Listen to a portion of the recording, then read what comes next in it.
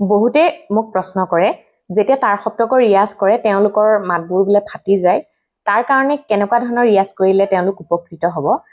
হেতু আপোনালোকে ইভিনিংত কৰিব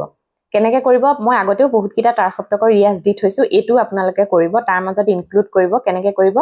যেটো স্কেলে আপোনালোকে ৰিয়াজ নকৰে অকনমান সেই স্কেলটোতকে আপোনালোকে ইভিনিংত কৰিব যেতিয়া আপোনালোকে যদি এ শাৰ্পত মই উদাহৰণ স্বৰূপে কৈছো এ শাৰ্পত যদি ৰিয়াজ কৰে তেতিয়া হলে আপোনালোকে বি লে লৈ যাব স্কেলটো বিট গৈ পেলাই আপোনালোকে তাৰ সাটো লগাব তেনেকৈ ৰিয়াজ কৰিব মই অকনমান কৰি দেখাইছো সা সা ৰে গা মা পা ধা পা মা গা ৰে সা নি ধা পা ধা নি সা ৰে সা সা ৰে গা মা পা ধা পা মা গা ৰে সা নি ধা পা ধা নি সা ৰে সা সা ৰে গা মা পা ধা পা মা গা ৰে সা নি ধা পা ধা নি সা ৰে সা আকাৰ কৰিব ইকাৰ কৰিব ই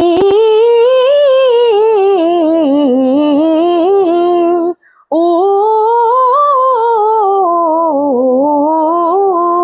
ইকাৰ উকাৰ একাৰ গুটেই কেটা ভাওয়াল আপোনালোকে প্ৰেক্টিস কৰিব খালি ইভিনিংত কৰিব কিমান এফেক্টিভ ৰিজাল্ট পাব আপোনালোকে একদম এক সপ্তাহ যদি আপোনালোকে কন্টিনিউ কৰে হেতু হে এফেক্টটো আপোনালোকে এক সপ্তাহত নিজে দেখিবলৈ পাব খালি নিজৰ স্কেলটো ঠিক কৰি পেলাই সৰখিনি অভ্যাস কৰিব বহুত বেছি হাইট অভ্যাস নকৰিব যিমানটো ৰেঞ্জলে আপোনালোকে যাব পাৰে সা ৰে গা মা পা ধা নি ধা পা মা গা ৰে সা নি ধা পা ধা নি সা ৰে সা নীলেকেও যাব পাৰে আপোনালোকে সা ৰে গা মা পা ধা নি সা নি ধা পা মা গা ৰে সা নি ধা পা ধা নি সা ৰে সা তেনেকৈ কৰিব পাৰে যেনেকৈ আপোনালোকৰ সুবিধা হয় যিমানখিনিলৈকে যাব পাৰে সিমানখিনিলৈকে গৈ এটা উশাহত প্ৰেক্টিস কৰিবলৈ চাব তাৰ পিছত প্ৰথমতে আকাৰ ইকাৰ উকাৰ একাৰ গুটেই কেটাতে কৰিবলৈ চাব তেতিয়া কণ্ঠটো পুৰা